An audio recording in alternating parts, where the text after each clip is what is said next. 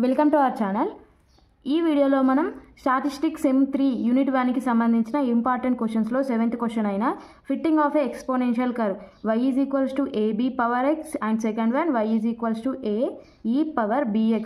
దీనికి సొల్యూషన్ చూద్దాం. సో డిస్క్రిప్షన్లో నోట్స్ PDF కూడా లింక్ ఇచ్చిన, డౌన్లోడ్ చేసుకొని నోట్స్ రాసుకోండి.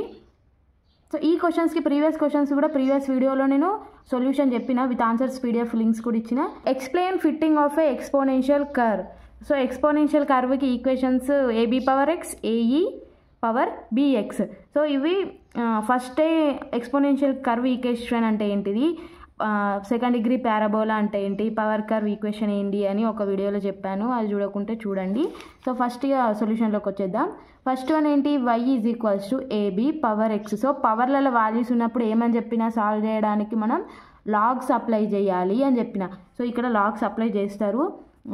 ఇక్కడ కొంచెం ఫస్ట్ సెంటెన్స్ రూపంలో కొంచెం సోది రాసుకున్నారు కదా, అది చూద్దాం ఏంటి అని. So let the required curve. So required curve ఏంటి, y is equals to AB power x. ఇక్కడ small a and small b are constants, x and y are variables. From equation 1, ఇది equation 1. From equation 1 we can get different curves, different values. So small A small b వాల్యూలు డిఫరెంట్గా change అవుతున్న కొద్దీ మనకు డిఫరెంట్గా curves వస్తాయి కదా. So values మారిన కొద్ది కర్వ్ మారాలి కదా ఎట్లయినా. సో అలా మారుతుంది. ఆ మారిన దాంట్లోకి వెళ్ళి మనం ద బెస్ట్ చూస్ చేసుకోవాలి అని రాసుకున్నారు. సో దేనికైనా, ఫిట్టింగ్ ఆఫ్ పారాబోలాకైనా, ఫిట్టింగ్ ఆఫ్ స్ట్రైట్ లైన్కైనా, ఫిట్టింగ్ ఆఫ్ పవర్ కర్వ్ అయినా ఇలా రాసుకోవడం కామనే కదా. సో ప్రీవియస్ వీడియోలో చూసిన వాళ్ళకైతే అర్థం అవుతుంది. సో ఇది మనకి అర్థం కావాలంటే ఇందులో స్ట్రైట్ లైన్కి సంబంధించిన నార్మల్ ఈక్వేషన్స్ యూజ్ చేసిర్రు. So straight line, fitting of a straight line video చూడకుంటే అది చూడండి. సో మీకు కొంచెం క్లారిటీతో అర్థం అవుతుంది. సో పవర్ కర్వ్ ఇక్కడ తీసుకున్నారు, y is equals to AB power x. So పవర్లలో ఉంది కాబట్టి apply log on both side. So both side we applying log. So log y is equals to log AB power x. So log AB power x. So small a ని a అనుకోవాలి, B power xని b అనుకుంటే log a into b రూపంలో ఉన్నట్టు కదా. So log AB అంటే log a plus log b, ఇది లాగరిథమ్స్లో formula. So log a power b ఉంటే సో b ఫ్రంట్కి వచ్చేసి b లాగ్ a అవుతుంది. ఈ టూ ఫార్ములాస్ ఇక్కడ అప్లై చేసినారు. Log A plus log B power X, log B power X, log A plus X ఫ్రంట్కి వచ్చింది, ఎక్స్ లాగ్ బి. సో ఈ ఫార్ములాస్ యూజ్ చేసారు అంతే. ఇక్కడ ఈ ఫార్ములా యూజ్ చేసారు, ఇక్కడ ఈ ఫార్ములా యూజ్ చేసారు. సో నెక్స్ట్ ఏమవుతుంది, పవర్ కర్వ్కి మనం అనుకున్నాం కదా. సో పవర్ కర్వ్లో కూడా ఇలానే ఈక్వేషన్ తీసుకున్నాం, లాగ్ అప్లై చేసినాం, తర్వాత let log y is equal to y, log a is equal to a అట్లా అనుకున్నాం. సో సేమే ఉంది. సో ఈ మీరు ఏ ఇంపార్టెంట్ క్వశ్చన్స్ సేమ్గా ఉన్నాయంటే fitting of a straight line సేమే, సెకండ్ డిగ్రీ పారాబోలా సేమే, పవర్ కర్వ్ సేమే, ఎక్స్పోనెన్షియల్ కర్వ్ సేమే. సో ఈ 4 క్వశ్చన్స్ మీరు ఒక ప్రాసెస్ నేర్చుకుంటే 4 క్వశ్చన్స్కి ఆన్సర్ మీరు చేయగలుగుతారు. ఒక్కసారి లుక్ కట్టేసేయండి. Next log y is equals to capital Y అనుకుంటున్నారు, log a is equals to a, log b is equals to b. So ఇలా ఎందుకు అనుకున్నారంటే ఇలా మనం చేస్తే మనకి ఏ ఫామ్లో వచ్చిందన్న, స్ట్రైట్ లైన్ ఈక్వేషన్లో వచ్చింది. సో స్ట్రైట్ లైన్ ఈక్వేషన్ ఏంటి, y is equals to a plus bxే కదా straight line equation. So straight line equation చూపిస్తా.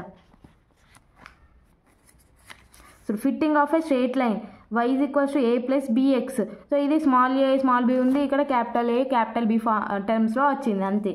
సో స్ట్రైట్ లైన్ ఈక్వేషన్ వచ్చిన తర్వాత స్ట్రైట్ లైన్ ఈక్వేషన్ రావడానికి ఇట్లా టర్మ్స్ రాసుకున్నారు. మళ్ళీ ఎందుకు రాసుకున్నారు అని మీకు మళ్ళీ డౌట్ వస్తుంది. Equation 2 is represent straight line from PLS method. So straight line equation వచ్చిందని ఇక్కడ చెప్తున్నాడు. తర్వాత స్ట్రైట్ లైన్కి నార్మల్ ఈక్వేషన్స్ ఉంటాయి కదా, నార్మల్ ఈక్వేషన్స్ స్ట్రైట్ లైన్ చేసినప్పుడు మనకు వచ్చినాయి. సో ఆ నార్మల్ ఈక్వేషన్స్ ఇక్కడ రాసుకున్నారు. సో నెక్స్ట్ ఈ నార్మల్ ఈక్వేషన్స్ స్ట్రైట్ లైన్ రాసుకున్న తర్వాత మనకు వచ్చిన టర్మ్స్లలో చేంజ్ చేసుకొని రాసుకోవాలి. ఈ 2 ఈక్వేషన్స్ని సాల్వ్ చేస్తే మనకి ఏ వాల్యూస్ వస్తాయి, capital A and capital B values వస్తాయి. Next capital A is equals to ఇక్కడ ఏం మనం అనుకున్నాం, A is equals to log A, B is equals to log B ఇలా అనుకున్నాం కదా. సో ఇక్కడ రాసుకున్నారు. నెక్స్ట్ నిన్నటి వీడియోలో పవర్ కర్వ్లో చెప్పిన కదా, ఇప్పుడు స్మాల్ a ఇక్కడే ఉండి లాగ్ ఈజ్ ఈక్వల్స్ నుంచి వెళ్ళి అటు సైడ్ వెళ్తే యాంటీ లాగ్ అవుతుంది అని. సో అట్లనే అయ్యింది, b is equals to anti log b అని. సో యాంటీ లాగ్ వాల్యూస్ ఎలా చేయడం అని కూడా నేను చెప్పిన. Anti log formula 10 power x కదా, పవర్ కర్వ్లో చెప్పిన. ఇక్కడ మీరు లైన్ కొద్ది వీడియోలు చూస్తే అర్థమవుతుంది, ఇక్కడొకటి చూస్తే అర్థం కాదు. Anti log of some value ఉంటే 10 పవర్ మనం ఏ వాల్యూకి యాంటీలాగ్ కావాలంటే ఆ వాల్యూ వేసుకోవాలి. సో క్యాల్సీలో ఎలా మనము యాంటీలాగ్ చేయాలంటే ఆన్ చేసుకోవాలి. ఫస్ట్ ఆన్ చేసుకున్న తర్వాత షిఫ్ట్ ప్రెస్ చేసి లాగ్ ప్రెస్ చేస్తే ఇలా 10 పవర్ బాక్స్ అని వచ్చింది కదా. సో బాక్స్ దగ్గర మనకు ఇప్పుడు యాంటీలాగ్ ఆఫ్ 3 కావాలనుకుంటే 3 ప్రెస్ చేయాలి. 3 ప్రెస్ చేసి ఈజ్ ఈక్వల్స్ టు ప్రెస్ చేస్తే వాల్యూ వస్తాయి. Small A and small B values తీసుకెళ్ళి మన ఈక్వేషన్ ఉంది కదా. సో ఎక్స్పోనెన్షియల్ కర్వ్ ఈక్వేషన్ ఎక్కడ ఉంది, ఇక్కడ ఉంది. ఈ ఈక్వేషన్లో సబ్స్టిట్యూట్ చేస్తే మనకి మన కావాలి అనుకుంటున్న ఎక్స్పోనెన్షియల్ కర్వ్ వచ్చేసినట్టే. So next AE power BX చూద్దాం. సో ఇక్కడ పవర్లలో ఎక్స్ ఉంది కాబట్టి లాగ్స్ అప్లై చేసినాం. ఇక్కడ ఈ కనిపిస్తుంది కదా ఇట్లా ఈ పవర్ బిఎక్స్. సో ఈలలో వచ్చింది కాబట్టి ఈ వస్తే లాన్ అప్లై చేస్తాం, ఎల్ఎన్ అప్లై చేస్తాం. ఈ రాకుంటే ఇట్లా పవర్స్లలో ఉండి ఈ రాకుంటే లాగ్ అప్లై చేస్తాం. ఇట్లా ఈ వాల్యూస్ లాగ్ ఇట్లా బేస్లలో ఈ వాల్యూస్ వస్తే లాన్ అప్లై చేస్తాం. y ఈజ్ ఈక్వల్స్ టు ఏ ఈ పవర్ బిఎక్స్. సో ఇక్కడ ఈ పవర్స్లో వచ్చింది కాబట్టి మనం లాన్ యూజ్ చేస్తాం. So ln apply on both side, ఈ ఈక్వేషన్కి both side apply ln. So ln y is equals to ln AE power BX. So లాగ్లో ఏ ఫార్ములా, so log A into B అయితే log A plus B, log A by B ఉంటే log A minus log B, ఆ ఫార్ములాసే లాన్లో కూడా use చేస్తాం. So ln y is equals to ఏని ఏ ఇంటూ బి కదా. సో బీని మనం ఈ పవర్ బిఎక్స్, ఏకి ఏ, సో ఏ ఇంటూ బి ఫామ్లో ఉన్నట్టే కదా. సో లాన్ ఏబి అయితే లాన్ ఏ ప్లస్ బి ఫామ్లో రాసుకున్న తర్వాత లాన్ ఏ పవర్ బి ఉంటే బి లాగ్ ఏ కదా ఫార్ములా ఇక్కడ చెప్పిన నేను, ఆ ఫార్ములా వైజ్ ఇక్కడ రాసిన. సో ఇక్కడ పవర్లలో 2 లెటర్స్ ఉన్నాయి కాబట్టి 2 లెటర్స్ ఫ్రంట్ వచ్చేసినాయి గంతే. So ln y is equals to ln A plus bx. So ln e ఎటే పోయిందే అనుకోవచ్చు. Ln e is equals to 1. So దేనికైనా బేస్ మనం ఈ అనుకుంటాం కదా. So ln e is equals to 1. So 1 B X into 1 అయితే బిఎక్స్ కదా. So bx అయింది. మళ్ళీ ఇక్కడ ఏమనుకుంటారు, assuming that ln y is equals to capital Y, ln A is equals to capital A. So ఇక్కడ log A is equals to capital A అయినప్పుడు antilog ఏ అవుతుండే కదా. ఇప్పుడు ఏమవుతుందంటే ఇప్పుడు కొంచెం డిఫరెంట్ అవుతుంది. సో మళ్ళీ స్కిప్ కొట్టేస్తారు. సో సేమే అని y is equals to A plus bx. So ఇక్కడ మనం అనుకున్నాం కదా y is equals to ln Y ln A. So వీటిలను ఇందులో సబ్స్టిట్యూట్ చేస్తే ఏ ప్లస్ బిఎక్స్ అయింది. సో ఇది స్ట్రేట్ లైన్ ఫామ్లో ఉంది కదా.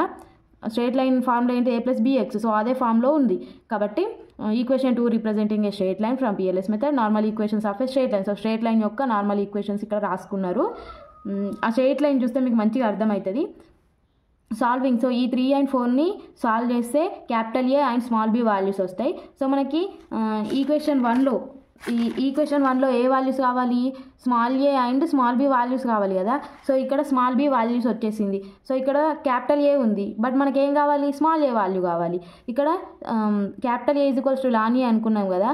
సో ఈ వాల్యూ కావాలి కాబట్టి లాన్ ఇటు తీసుకొస్తే యాంటీ లాన్ ఏ అయితే కాదు ఈ అవుతుంది. సో లాన్ ఇటువైపు వస్తే ఈ పవర్ ఏ అవుతుంది. సో ఈ పవర్ ఏని మనం క్యాలిక్యులేటర్స్లో ఎలా క్యాలిక్యులేట్ చేయాలని ఇప్పుడు చూపిస్తాం. సో ఇక్కడ మీకు బటన్ కనిపిస్తుంది కదా, లాగ్ పక్కనే లాన్ అని. సో ఎల్ఎన్ అంటే లాన్.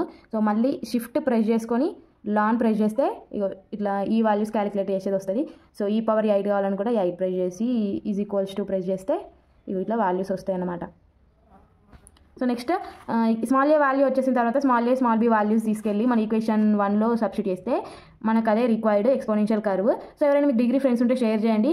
సో వీడియో చూస్తున్నారు కానీ సబ్స్క్రైబ్ అయితే చేస్తలేరు. సో సబ్స్క్రైబ్ కూడా చేయండి. నోట్స్ డిస్క్రిప్షన్లో లింక్ ఇస్తాను, డౌన్లోడ్ చేసుకోండి. Thank you for watching.